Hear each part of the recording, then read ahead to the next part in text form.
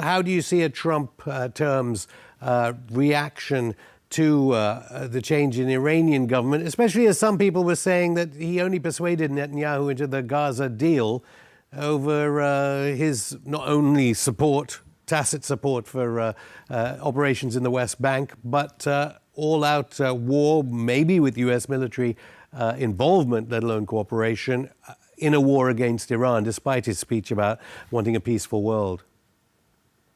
Right. Well, look, with Trump, you never know what the answer is because he has no philosophy. He's totally transactional.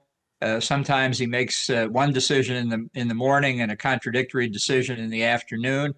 I think the predominance of sentiment is that that Trump pushed Netanyahu very hard to adopt Biden's ceasefire plan in Gaza because he wanted the publicity of hostages being released on the eve of his inauguration.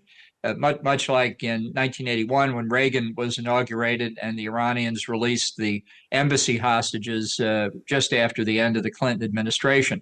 But what comes next is very unclear. As I say, I believe the most likely course is that the Israelis do go after Iran's nuclear weapons program. They will never have as good an opportunity. They may or may not get U.S. help. Frankly, the global threat of nuclear proliferation is something I think only the United States can stop, and we have not done a good job in stopping Iran or North Korea for that matter. So this is an excellent opportunity. But I also think it's possible that, attracted by the potential for the big deal that only Donald Trump thinks he can make, the Iranians aren't giving up. And I'll give you a good reason why. At the Biarritz G7 summit in 2019, Emmanuel Macron had hidden Javad Zarif, then Iranian foreign minister, in a villa in Biarritz, and he tried very hard to get Donald Trump to agree to meet with him. And when I and others spoke with Trump about it,